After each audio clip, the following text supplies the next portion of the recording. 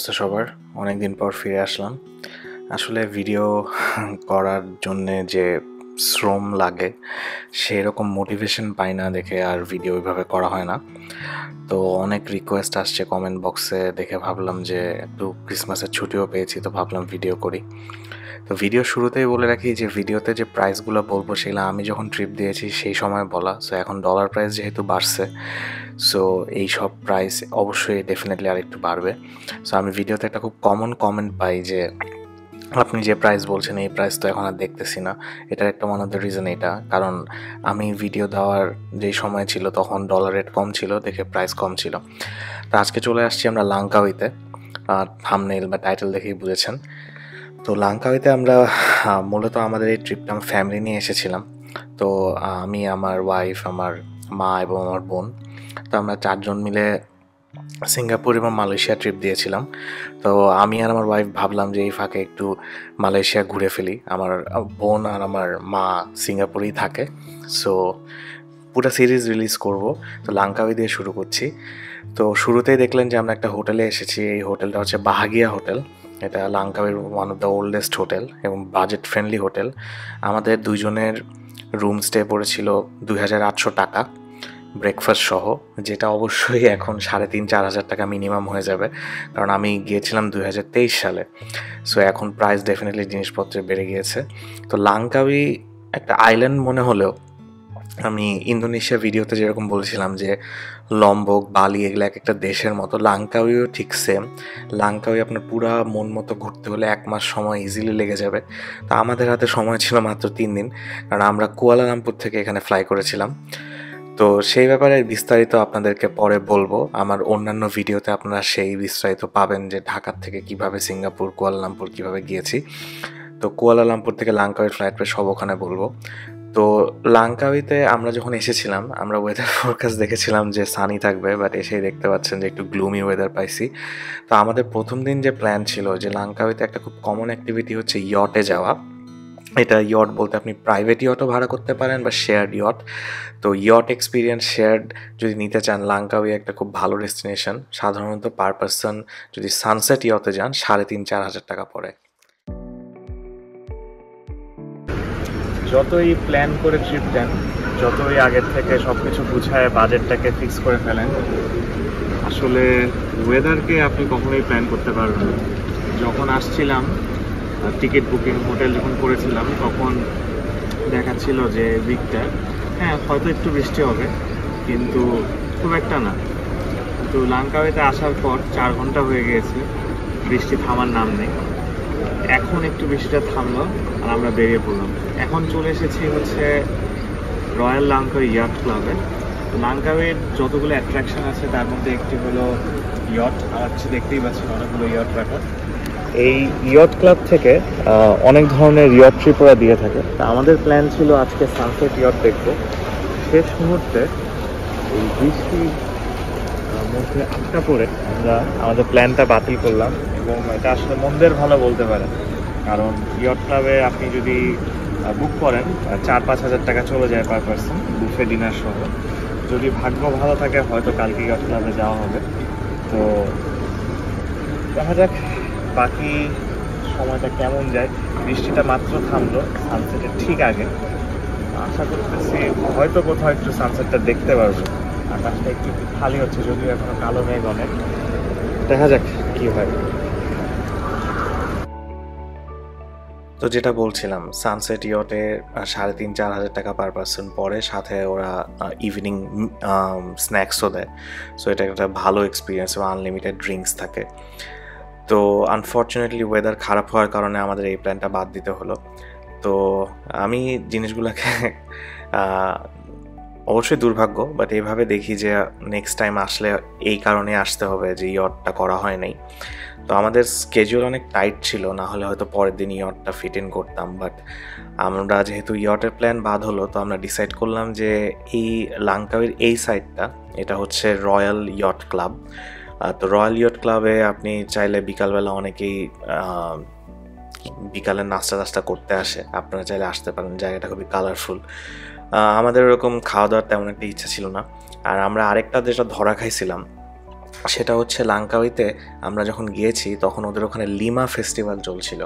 এখন এই lima festival হচ্ছে এভিয়েশন ফেস্টিভ্যাল, আকাশে বিভিন্ন ধরনের প্লেন টেন। আমাদের দেশে যে 26শে মার্চ বা 16ই ডিসেম্বর যে মহড়াগুলো হয় এয়ারফোর্সের, ব্যাপারটা অনেকটা ওই রকম। তো দেখলাম ওদের মধ্যে লিমা নিয়ে অনেক উত্তেজনা, কারণ আশেপাশে ইন্দোনেশিয়া, সিঙ্গাপুর, ফিলিপিন্স থেকেও ওদের যে এয়ারফোর্স তারাও এসেছে। তো পুরা জায়গাটায় অনেক ডেলিগেটস এবং ট্যুরিস্ট এসেছে, যে কারণে সব কিছুর প্রাইস 1.5-2 গুণ বেড়ে গেছে। এবং লাঙ্কাউইতে আপনি যদি ঘুরতে চান তাহলে বেস্ট ওয়ে হচ্ছে আপনার স্কুটি ভাড়া করা বা গাড়ি ভাড়া করে নেওয়া বা নিজেই কার রেন্ট নেওয়া। তা আমরা যেহেতু 4 দিনের জন্য এসেছিলাম, আমরা ভাবছিলাম যে ইন্ডিয়ায় যেভাবে যেটা সবাই করে যে একদিনের জন্য গাড়ি ভাড়া নিয়ে নেয় 3-3.5 টাকা। আমাদের প্ল্যানও এরকম ছিল। আমি ভ্লগও দেখে গিয়েছিলাম যে 3-3.5 না হলেও 4-4.5 পার ডে গাড়ি পাওয়া যায়। কিন্তু এখানে এসে দেখলাম যে এত ট্যুরিস্ট হয়েছে যে গাড়ি তো নাই, সব বুকিং দেওয়া, এবং যেসব গাড়ি ফ্রি আছে তারা দাম 1.5-2 গুণ বাড়াই দিছে। সো এটা আরেকটা ধাক্কা খাইছি। জেনে আসা উচিত ছিল যে লিমা চলতেছে, তাইলে হয়তো অন্য জায়গায় চলে যাইতাম। তো লাঙ্কাউই যত এক্সপেকটেশন নিয়ে আসছি, এসে একটু হতাশই হচ্ছি, কারণ চারিদিকে অনেক মানুষ এবং সব কিছুর দাম 1.5-2 গুণ বেশি। তো এটা হচ্ছে যেটা, এই জায়গাটা যেটা দেখতে পাচ্ছেন, এটা হচ্ছে লাঙ্কাউই ইন্টারন্যাশনাল ফেরি স্ট্যান্ড। এখানে সিঙ্গাপুর এবং ফিলিপিন্স থেকে ফেরি টেরি আসে, ইন্দোনেশিয়া থেকে ফেরি টেরি আসে। সো এখানে কাস্টমস সবই আছে। তো এই জায়গায় আসার উদ্দেশ্য হলো যে আমরা অবশেষে একটু ক্ষুধার্ত হয়ে গেছিলাম, অ্যান্ড শুনছিলাম যে এখান থেকে ভালো সানসেট দেখা যায়, যদিও ওয়েদার খুব বাজে। তো এখানে আমরা একটু লাঞ্চ বলতে পারেন, লাঞ্চ করে নিলাম। তো খুবই রিজনেবল ছিল এখানে প্রাইসিং। আমার যতদূর মনে পড়ে, যদিও অনেকদিন আগের ভিডিও, যতদূর মনে পড়ে বাংলাদেশি টাকায় পার পার্সন আমাদের খরচ হয়েছিল 200-250 টাকা মতো। একটা করে সেট মিল নিয়ে নিয়েছিলাম। সো আপনি যদি লাঙ্কাউইতে এসে সস্তায় বাজেট ফ্রেন্ডলি ভালো মোটামুটি মিল চান, তাহলে ডেফিনেটলি এই মার্কেটটায় চলে আসতে পারেন। সেটা হচ্ছে লাঙ্কাউই ইন্টারন্যাশনাল ফেরি স্ট্যান্ড। তো লিমার কারণে যেটা হয়েছে সেটা হচ্ছে, লিমার কারণে এখানে আজকে একটা ইভেন্ট হওয়ার কথা। আপনি দূরে ওই যে লাঙ্কাউইর যে ঐতিহাসিক আইকনিক যে ঈগল পাখির যে ওদের স্ট্যাচুটা দেখতে পাচ্ছেন, এখানে ওদের একটা ইভেন্ট হওয়ার কথা। তো বৈরী আবহাওয়ার কারণে সেই ইভেন্টটা সম্ভবত ক্যান্সেল হয়েছে। সো এটা একদিক দিয়ে ভালো, আবার একদিক দিয়ে খারাপ। সো ইভেন্টের আশেপাশে ওরা একটা মানে মেলার মতো বসছে, কিন্তু আমরা অলরেডি কিছুটা মেঘ সরে যাওয়ার কারণে একটু ঝলক পাইছি বলতে পারেন সানসেটের। সো আমরা ওইটাই আপাতত দেখছি।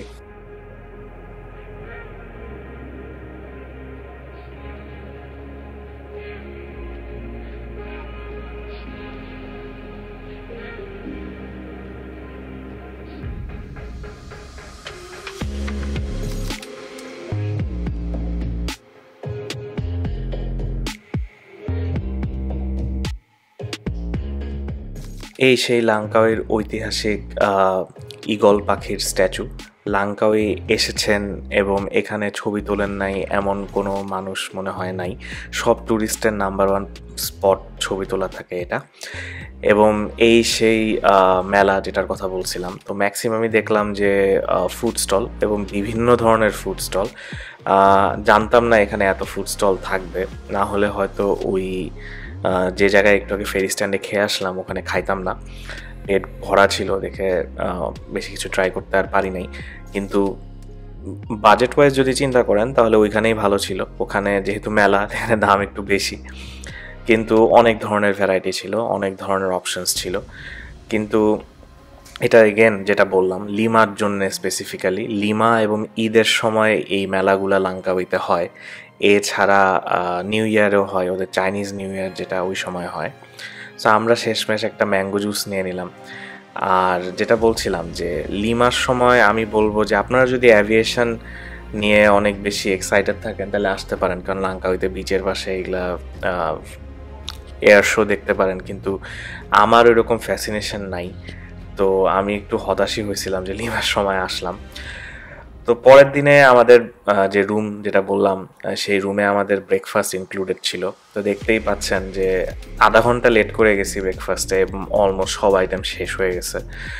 ব্রেকফাস্ট প্রাইস অনুযায়ী ভালোই ছিল, কারণ 2800 টাকায় আপনি আর কি এক্সপেক্ট করেন। পুরা হোটেল বুকড ছিল, যে কারণে ব্রেকফাস্ট শেষ হয়ে গেছে। কিন্তু ফর্চুনেটলি ওরা আরেকবার রিফিল করছিল, দেখে খেয়ে নিতে পারছিলাম। তো আজকে ফর্চুনেটলি ওয়েদারটা আলহামদুলিল্লাহ অনেক ভালো। তো আজকে আর দেরি না করে একটু জাস্ট ব্রেকফাস্ট করেই আমরা বেরোয় পড়লাম আজকে আমাদের ডেস্টিনেশনে। তো যেটা বললাম যে সবচেয়ে বড় ঝামেলায় যেটা পড়ছি সেটা হচ্ছে গাড়ি। তো আমাদের ইনিশিয়াল প্ল্যান ছিল গাড়ি ভাড়া করে নিব, বা যেটা বললাম লিমার কারণে, আর আজকে লিমার ফাইনাল ডে, সো গাড়ি নাই বলতে গেলে। তো রাস্তায় যে একদম বাংলাদেশি স্টাইলে হাত তুলে তুলে গাড়ি থামাইতে হয়। তো লাঙ্কাউইতে আপনি ট্যাক্সিও বুঝতে পারবেন না, কারণ ওইভাবে ট্যাক্সি সাইন থাকে না। সো ফাঁকা গাড়ি দেখলেই হাত তুলবেন, হয়তো বা সেটা ভাড়া গাড়ি হয়ে যাবে। তো আমরা সেটা একটা গাড়ি পেয়ে গেলাম। তো আমরা আজকে আমাদের যে ফার্স্ট ডেস্টিনেশন সেটা হচ্ছে আমরা আজকে হোটেল চেঞ্জ করব। তো আমরা প্ল্যান করেছিলাম যে প্রথম দিন যেহেতু আমাদের আস্তে আস্তে বিকাল হয়ে গেছে, দেখে আমরা ওই দিন বাজেট হোটেলে ছিলাম বাহাগিয়া। তো সেকেন্ড দিন আমরা ভাবলাম একটু বেটার হোটেলে থাকবো। তো আমাদের প্ল্যান ছিল যে কয়েকটা অপশন দেখা। তো আগোটাতে দেখলাম একটা ডিল চলতেছিল, সেটা হচ্ছে গেন্টিং ওয়ার্ল্ডের। গেন্টিং একটা মালয়েশিয়ান চেন রেস্টুরেন্ট, এদের অনেক ক্যাসিনো ট্যাসিনো অনেক কিছু আছে। তো গেন্টিং এখানকে one of the best resort. তো আমরা 15,000 যে টাকার যে নর্মাল রুমটা সেটা আমরা পেয়েছিলাম, নর্মালি যেটার প্রাইস 15,000 টাকা সেটা আমরা পেয়েছিলাম 6,500 টাকায়। তো 6,500 টাকায় রুম দেখে আমরা দেরি না করে সেটা বুক করে ফেলি। কিন্তু এখানে এসে যেটা দেখতে পারি যে লিমার মূল আকর্ষণ হচ্ছে এই হোটেলেই। এগেন জানতাম না লিমা হবে। তো এই হোটেলটা নেওয়ার রিজন হচ্ছে এটার যে আউটলুকটা ছিল, সেটা একদম বিচের পাশে এবং প্রাইভেট বিচ আছে, এবং এটার আউটলুকটা অনেকটা মেডিটেরেনিয়ান অঞ্চলে যেরকম বা ইউরোপিয়ান অঞ্চলে যেরকম বিচ সাইড ইয়েগুলা থাকে পুরান আমলের ওই টাইপের। সো দেখে আমার খুব ভালো লাগছিল। বাট এখানে এসে যে জিনিসটা মেজাজ খারাপ হইলো সেটা হচ্ছে লিমার ম্যাক্সিমাম ডেলিগেট এবং স্পেশালি আর্মির যারা, তারা সবাই এখানে উঠছে। দেখতে পাচ্ছেন এখানেও টেন্ট এবং মেলা বসাইছে। তো আমরা খোঁজখবর নিলাম যে এই লিমা কতদিন চলবে। তো জানতে পারলাম যে আজকেই লিমার শেষ দিন, তো বিকালবেলা লিমার এগুলা শেষ হয়ে যাবে। তো আমরা ভাবলাম যে এখান থেকে যত সম্ভব এই এলাকাটা ত্যাগ করা যাক, এবং বিকালের পরে আমাদের এই হোটেলটা আমরা এক্সপ্লোর করবো। অ্যান্ড চেক ইনও 3টায় ছিল। সো লাগেজ টাগেজ রেখে আমরা এখানে লিমাতে অনেকগুলা গাড়ি দাঁড়ায় ছিল।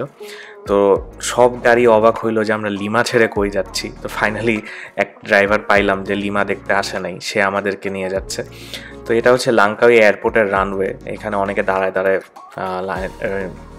ফ্লাইটের আসা যাওয়া দেখে। সো আমরা যেটা যাচ্ছি সেটা হচ্ছে লাঙ্কাউইর আরেকটা খুব পপুলার ডেস্টিনেশন, যেটা সবারই বাকেট লিস্টে থাকে লাঙ্কাউই আসলে, সেটা হচ্ছে লাঙ্কাউই স্কাই ব্রিজ বা স্কাই ভিউ পয়েন্ট।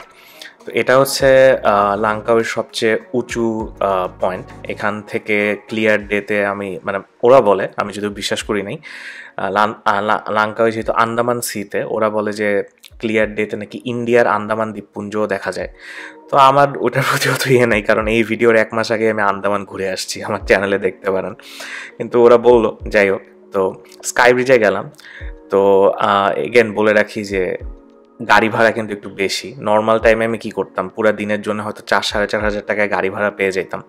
কিন্তু এই যে হোটেল থেকে আরেক হোটেলে গেলাম এবং ওইখান থেকে এই স্কাই ব্রিজে আসলাম, অলরেডি কিন্তু আমার 5,000 টাকা মতো চলে গেছে গাড়ির।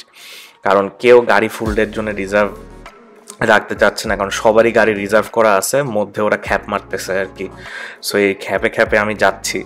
তো রিসর্ট ওয়ার্ল্ডের এখান থেকে এই স্কাই ব্রিজের এখানে এসে যে দেখলাম যে এখানে অনেকটা থিম পার্কের মতো করা বিভিন্ন সেকশন আছে, এবং এখানে একটা এন্ট্রি ফিও আছে। এন্ট্রি ফিটা আমি ডেসক্রিপশন বক্সে লিঙ্ক দিয়ে দিব যে প্রাইস কত, নাহলে আমি ভিডিওর স্ক্রিনেও দিয়ে দিব যদি আমি খুঁজে বের করতে পারি, আমার এখন মনে পড়তেছে না। তো এটা অবশ্য চেঞ্জ হয়। আর আমি লিমাতে যাওয়াতে সব খারাপ হয়েছে তা বলবো না, এটা হয়েছে ভালো দিক যে স্কাই ক্যাবের এই জায়গাটায় ইউজুয়ালি একটা কেবল কারে করে আপনার উপরে যাইতে হয়, এবং সেটা বিশাল বড় লাইন থাকে। সো আপনাকে ইউনিভার্সাল স্টুডিও বা যেসব জায়গা আছে ওইখানে যেমন যে প্রায়োরিটি লাইন বা প্রায়োরিটি পাস নিয়ে লাইন স্কেপ করতে হয়। তো লিমার থাকার কারণে এখানে তুলনামূলক ভিড় কম, তাই আমার লাইনে বেশিক্ষণ দাঁড়াইতে হয়নি।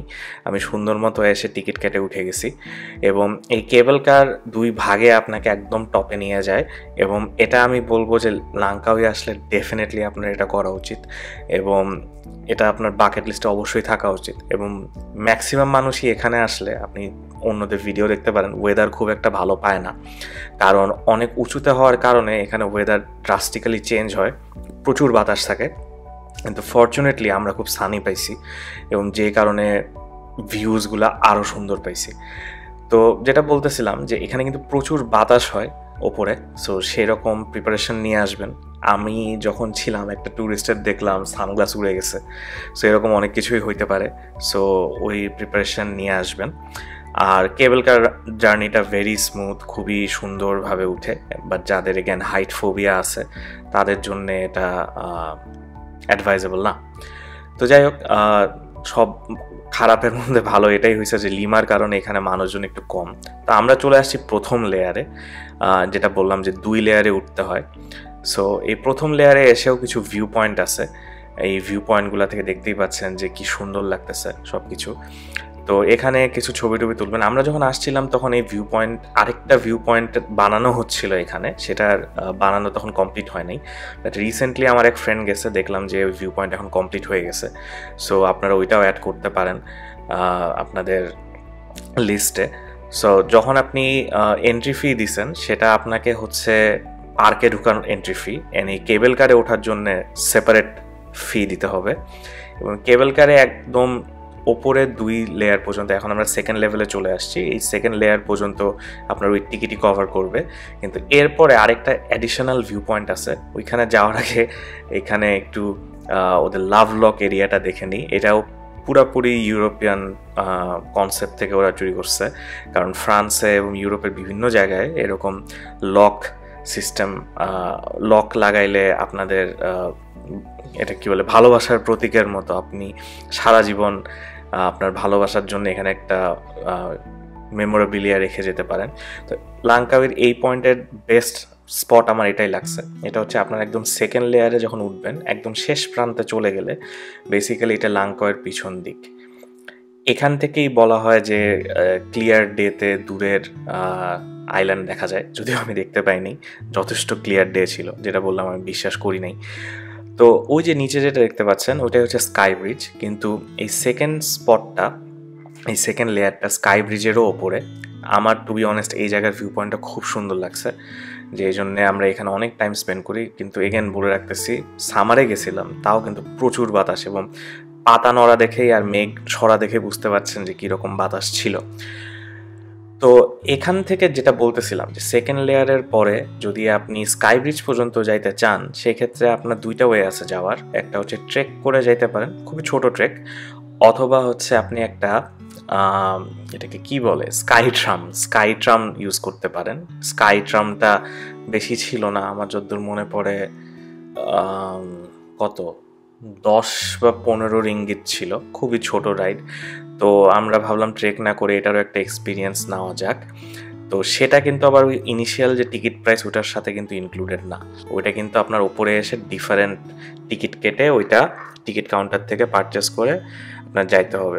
এগেন নর্মাল ডেতে এটার জন্য আপনার অনেকক্ষণ লাইন ধরতে হয়, কিন্তু যেহেতু লিমা ছিল আমরা জাস্ট 5 মিনিট মনে হয় লাইনে ছিলাম, এরপরে আমরা ঠিকই ট্রামে উঠে যাই। দেখতেই পাচ্ছেন যে ডিস্টেন্স খুব বেশি না, এবং সাইডে সিঁড়িও কাটা আছে, অনেকে সাইড দিয়ে ট্রেক করে সিঁড়ি দিয়ে নামে, কিন্তু আমরা ভাবলাম একটা নতুন এক্সপিরিয়েন্স নেওয়া যাক। তো এটাকে ওরা বলে স্কাই ট্রাম, স্কাই ট্রেনও বলতে পারেন, যাই বলেন। খুবই স্লো যায়, বাট ভালোই এক্সপিরিয়েন্স, যদি সামনের দিকটা নিতে পারেন, দেখতে দেখতে নামবেন। তো এইভাবে আর কি জয়েন হয় স্কাই ব্রিজের সাথে। তো স্কাই ব্রিজে ওঠার জন্য আলাদা আর কোনো পেমেন্ট নাই। আগে এই জায়গাগুলা এতটাও ছিল না, আমি আগের যে ভিডিওগুলো দেখছিলাম যে ওরা জায়গাটাকে আরও অনেক ডেভেলপ করতেছে, কিন্তু যে বাতাসের কথা বলছিলাম ওইটা স্কাই ব্রিজে আরও ভয়ঙ্কর, কারণ এখানে একটা টানেলের মতো সৃষ্টি হয়েছে 2 পাহাড়ের মাঝখান দিয়ে, তো এখানে প্রচুর বাতাস থাকে। এবং আরেকটা কথা, টানেলটা হচ্ছে ট্রান্সপারেন্ট, সো যাদের হাইট ফোবিয়া আছে তারা এখানে এসে একটু ভয় পাইতে পারেন। আমি আশেপাশে দেখতেছিলাম অনেকে ব্রিজের ওপর হাঁটতে ভয় পাচ্ছিল এবং এক কোনায় দাঁড়ায় ছিল। তো সেই ক্ষেত্রে ওইটা মাথায় নিয়ে আসবেন, নিচে কিন্তু পুরাটাই ট্রান্সপারেন্ট। সো এই সামনের ওয়াকওয়েটা এখানে এসে আবার সিমেন্ট করা, মাঝখানের কিছু জায়গা ট্রান্সপারেন্ট, সো ওই জায়গাগুলোয় ভয় পাবেন, বাট অন্য জায়গায় ভয় পাবেন না তেমন একটা। বাট বাতাস কি পরিমাণ আশা করি বুঝতে পারছেন। তো এখান থেকে ভিউ পয়েন্টগুলো দেখতে পারেন। বাট আমার একটা অ্যাডভাইস হচ্ছে, এই জায়গায় অনেকে দেখলাম এখানে খাচ্ছে, সো খাইতে পারেন, বাট আমার কাছে মনে হয়েছে যে ওপরে হওয়ার কারণে, ট্যুরিস্ট স্পট হওয়ার কারণে এখানের প্রাইসগুলো একটু বেশি। এর চেয়ে আমার অ্যাডভাইস থাকবে নিচে যে যে যে কি বলে ওইটা পার্ক, যেটা যে পার্ক থেকে আমরা আসলাম সেখানে হচ্ছে একটা 7-Eleven আছে। তো ওই 7-Eleven যারা আমার থাইল্যান্ড ব্লগ দেখছেন তারা জানেন 7-Eleven আমার কতখানি পছন্দ। তো ওই 7-Eleven অনেক অপশন পেয়ে যাবেন মিলের। তো আমরা যেটা করছিলাম, আমরা নিচে যে 7-Eleven থেকে লাঞ্চ করে নিছিলাম, দুইজনের পড়ছিল হচ্ছে 200-400 টাকা। সো ওইটা আরও বেটার অপশন। ওপরে ডেফিনেটলি কিছু অপশনস আছে, বাট আই উডন্ট রেকমেন্ড। আর এগেন বলবো যে স্কাই ব্রিজে যদিও টেম্পারেচার এবং ওয়েদার অনেক ভ্যারি করে, তাও ফোরকাস্ট দেখে যাইতে বলবো। সানি ডেতে গেলে যে এক্সপিরিয়েন্স হবে সেটা গ্লুমি ডে বা বৃষ্টির দিনে তো প্রশ্নই ওঠে না। বৃষ্টির দিনে বাতাসে এবং বৃষ্টিতে উড়ে যাবেন, কিছুই দেখতে পারবেন না। তো ভালো যদি হয় একটু ফোরকাস্টটা দেখে নিয়ে যাইতে পারেন। এবং আরেকটা জিনিস বলবো যে ওপরে বাতাসের প্রস্তুতি নিয়ে যাবেন। লাঙ্কাও এমনি অনেক গরম, ট্রপিক্যাল জায়গা, গরম লাগবে প্রচুর, কিন্তু ওপরে কিন্তু প্রচুর বাতাস এবং হালকা হালকা ঠান্ডা লাগবে। সো ওই জিনিসটা একটু মাথায় নিয়ে যাবেন। আমি রেকমেন্ড করবো দুপুরের দিকে যাওয়া, তখন সানলাইটটা সবচেয়ে ব্রাইটেস্ট থাকে এবং এই জন্য পানির কালার সবচেয়ে সুন্দর পাওয়া যায়। তো আমরা আবার ফিরে আসছি সেই পার্কে। এখানে 7-Eleven লাঞ্চ করে নিলাম। তো আপনি যদি পার্কে এন্ট্রি নেন তাইলে এখানে বিভিন্ন ধরনের অ্যাট্রাকশনস আছে।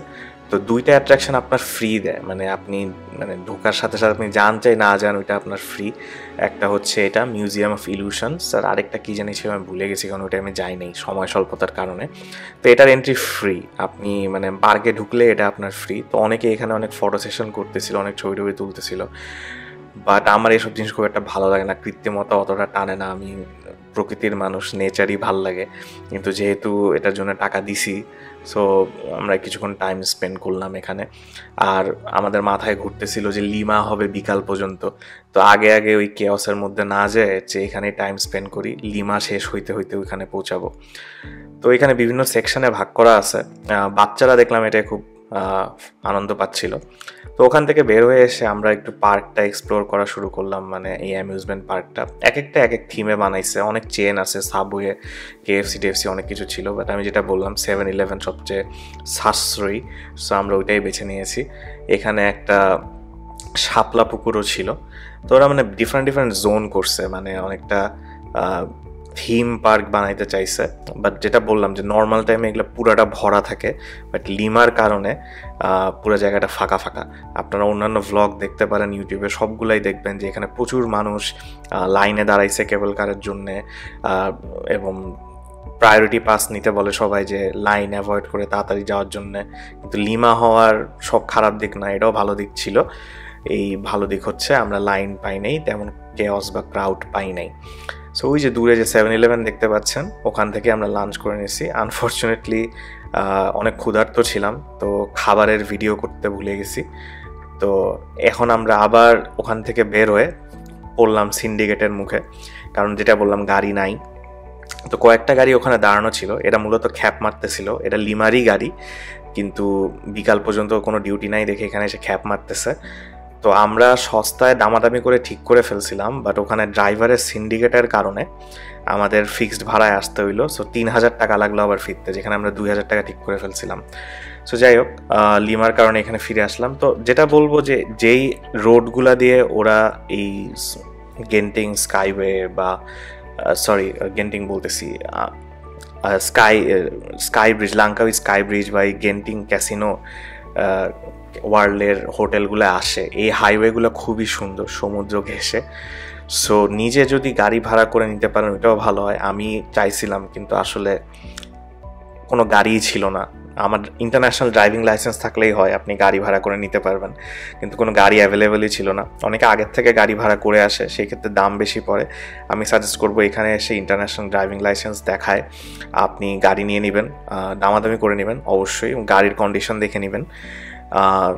এখানে অনেক স্ক্যামের শিকার হয় অনেকে, যে গাড়ি ফল্টি গাড়ি ধরায় দেয়, পরে ঝামেলা হইলে ওটার জন্য জরিমানা চায়। আর আরেকটা স্ক্যাম এখানে লাঙ্কাওয়েতে খুব কমন হয়, সেটা স্পেশালি ফরেন ট্যুরিস্টদের সাথে অনেক হয়েছে। সেটা হচ্ছে যখন তারা তেল ভরায় তখন ক্রেডিট কার্ডে যখন বিল করে, তো পরবর্তীতে তাদের ক্রেডিট কার্ড স্ক্যামের শিকার হয়েছে, কার্ড থেকে এক্সট্রা টাকা নিয়ে যায়। সো এই ব্যাপারে একটু সাবধান থাকবেন, ভেরিফাইড গুগল রিভিউ দেখে নেবেন যেসব তেলের পাম্প ভালো ওয়েল রিভিউড ওই সব তেলের পাম্প থেকেই তেল ভরাবেন। তো এটা ছিল আমাদের রুম ভিউ। বারান্দার ভিউটা পরে দেখাবো পরের দিন সকালে, কারণ বারান্দাটার একটা অ্যাট্রাকশন আছে, ওখান থেকে সানরাইজ দেখা যায়। তো আমরা আপাতত লিমা বিকালে শেষ হয়ে গেছে, তো এয়ারফোর্স সব কিছু গুটায় নিয়ে যাচ্ছে। এখন আমরা হোটেলের আশপাশে এরিয়া এক্সপ্লোর করতে পারি। তো হোটেলের সামনে যেটা আরেকটা রিজন ছিল সেটা হচ্ছে এই ইনফিনিটি পুল, যেটা বলছিলাম যে প্রাইভেট বিচ আছে, সেটার পাশাপাশি এই যে ইনফিনিটি পুলের এখান থেকে ভিউ। আমি লাংকাওয়ের অনেকগুলো হোটেল সার্চ করছি আগুরাতে, এত ভালো পুল আমি লাংকাওয়ের অন্য কোনো হোটেলে দেখি নাই। এবং বিকালবেলা এই যে পিয়ের জায়গাটা, এই জায়গাটা অস্থির লাগছিল, খুবই সুন্দর লাগতেছিল। তো এই ভিডিওগুলো এবং এই ছবিগুলো দেখেই আমি এটা নিছিলাম। তো এখন আস্তে আস্তে লিমা শেষ হওয়ার কারণে যখন জায়গাটা খালি হয়ে যাচ্ছে, তখন হোটেলের আসল সৌন্দর্য বুঝতে পারতেছি। সো আমি ডেফিনেটলি রেকমেন্ড করবো যে যারা একটু 1 বা 2 দিন একটু বাজেট ফ্রেন্ডলি বলবো না, একটু এক্সপেন্সিভ হোটেলে থাকতে যাচ্ছেন, তাদের জন্য ডেফিনেটলি লাংকাউইর এই গেন্টিং ওয়ার্ল্ড রিসর্টটা আপনারা নিতে পারেন। তো লিমার সব যে খারাপ দিক তা বলবো না, ভালো দিকও আছে। মানে এখন আরেকটা ভালো দিক, সেটা হচ্ছে লিমার বাইরে আমাদের রিসর্টের বাইরে যে স্টলগুলো ছিল, ফুড স্টল, তো যেহেতু আজকে শেষ দিন লিমার, তো অনেকগুলাই আনসোল্ড আছে। তা আমরা ভাবলাম ডিনার করতে হবে, তো এখানে গেলাম, যাই দেখলাম সব খাবার ওরা একদম পানির দরে বেচে দিচ্ছে, কারণ এটা নিয়ে কই যাবে, খামাখা খাবার নষ্ট হবে। সো সব কিছু আমরা অর্ধেক বা তারও কম প্রাইসে বাল্কে কিনে ফেললাম এবং ডিনার সলিউশন হয়ে গেল। সো লিমার আমরা অ্যাডভান্টেজও নিছি, অ্যাডভান্টেজ যে নেই তা না। সো এই রিসর্টে থাকলে এটা একটা ঝামেলায় আপনি পড়তে পারেন, কারণ এই জায়গাগুলো, এই রিসর্টটা একটু রিমোট, পুরো আরেক দিকে। সো আশেপাশে কোনো চেইন রেস্টুরেন্ট বা বাজেট ফ্রেন্ডলি অপশন পাবেন না। যারা এখানে থাকে সাধারণত এখানেই ডিনার করে। তো লিমার দরুন আমরা লিমার ফুড স্টলগুলোর থেকে সস্তায় ডিনার পেয়ে গেলাম। সো সব কিছুই খারাপ না, ভালো দিকও পাইছি। তো লাংকাওয়ের কাহিনী এখানেই শেষ হয় নাই। লাংকাওয়েতে আমরা আরও অনেক কিছু করছি, অনেক এক্সপ্লোর করছি। তো সেটা থাকবে আগামী পর্বে। সবাই ভালো থাকবেন, সুস্থ থাকবেন। আমাকে কমেন্টে জানান আপনারা লাংকাওয়ে নিয়ে আর কী জানতে চান, এবং আগামী পর্ব দেখার অনুরোধ থাকলো। সেখানে লাংকাওয়ে নিয়ে আরও ডিটেলস বলবো, এবং আমার এই সিঙ্গাপুর এবং মালয়েশিয়া ট্যুরের বাকি আদ্যপান্ত আসতে থাকবে। আমার চ্যানেলটি সাবস্ক্রাইব করে ফেলুন, লাইক কমেন্ট দিয়ে আমার পাশে থাকুন, আমার ফেসবুক ইনস্টাগ্রামে জয়েন হয়ে যান। সবাই ভালো থাকবেন, সুস্থ থাকবেন, দেখা হবে আগামী পর্বে।